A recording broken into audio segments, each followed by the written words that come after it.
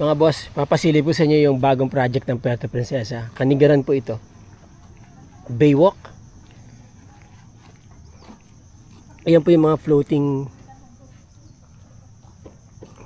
floating cottages. Ayan o. Kasama ko yung big boss. Ayan. Si R1. Ayan, mga floating cottages o. Kanigaran. Hindi natin pwedeng paliparin si Chokokoy kasi airport na po yan. Diyan lumalanding yung aeroplano, baka tamaan si Chokokoy. Gusto ko sana siyang papuntahin dun, no? Ano yun? Chad? Yun, no? May tali. Ah, okay. Ah, yun. Alright, so dadaan tayo, punta tayo sa Baywalk. Alam niyo bang wala pang civilian na nakakapasok dito? Ako pa lang. Ayan.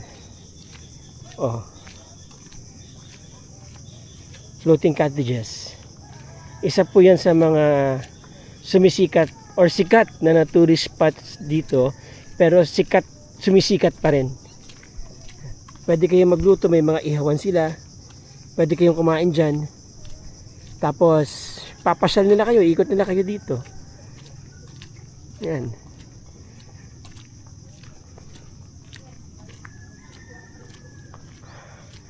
Ano yung charge yung sa dulo na yan? Ano? Badjaw Seafront? Ayun o, may pula. Ay, ewan ko. Princesa Garden ata yan. Ah, Princesa Garden. Hindi ako nagkakamali. Ganda rin. Oo. Hanep. Ang layo. Ang layo. Boardwalk. Hindi ordinaryong boardwalk to. Hindi ordinaryong boardwalk to.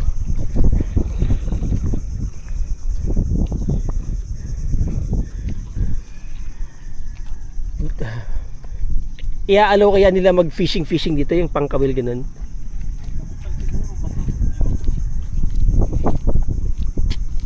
Galing ah.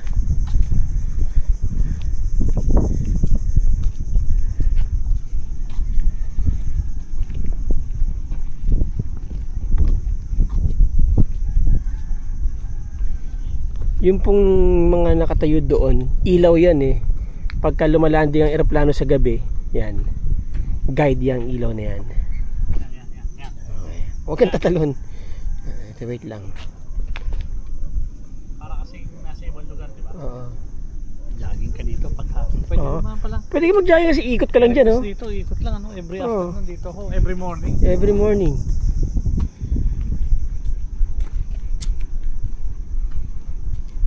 Tignan nyo mga boss, ang Palawan. Malayo na kami pero ang babaw pa rin, no? Hanggang bewang pa lang yan.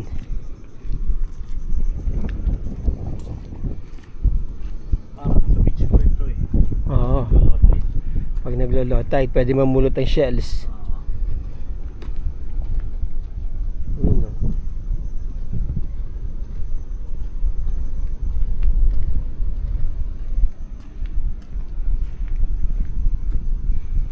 Automatic to, pag gabi umiilaw na to, no? Solar. Yeah. Dudugtong nila yan dyan, palagi yan, may poste. Tapos siguro nakaganon yan, nakaganon.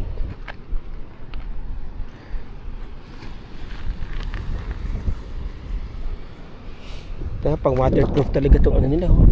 Sadya siguro to. Nung binili nila to, ganito ng kulay nito. Pang tubig. Anti-kalawang. Anti-ras ha? Anti-ras na kagad.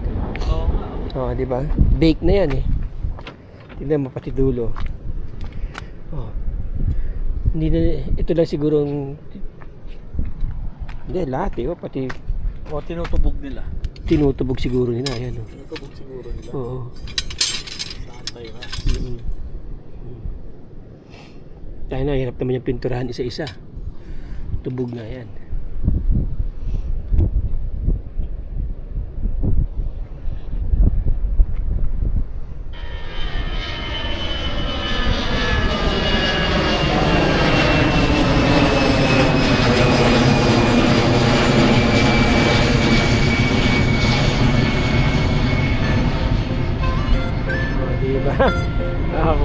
chamba.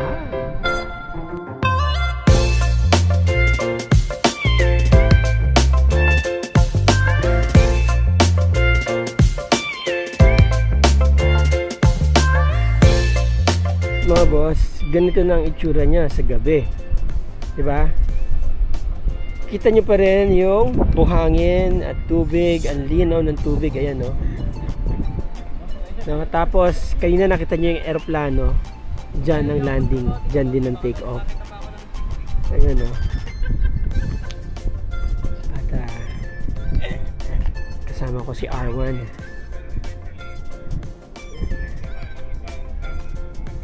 Ganda, diba? Oh. Alright mga boss, so there you go.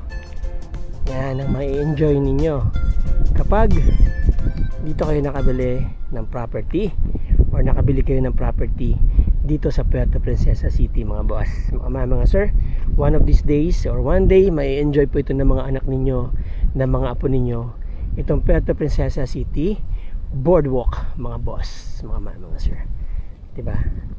Ngayon hindi pa po siya naka-open. So okay, there you go mga boss, mga sir. Hanggang dito na lang ang video natin. Kakain muna kami ni Boss R1. So kapag nakabili kayo ng property dito sa Puerto Princesa City, ito ang mai-enjoy nyong mga benefits, perks, mga libre lang po yan, ano? Walang entrance yan. Open to public. Puerto Princesa Boardwalk, ano po. Siguro before end of this year, pwede nang pumasok ang public dito mga boss, mga sir. Okay, so there you go. Again, maraming salamat sa inyo mga boss, mga sir. Till the next video. Ciao.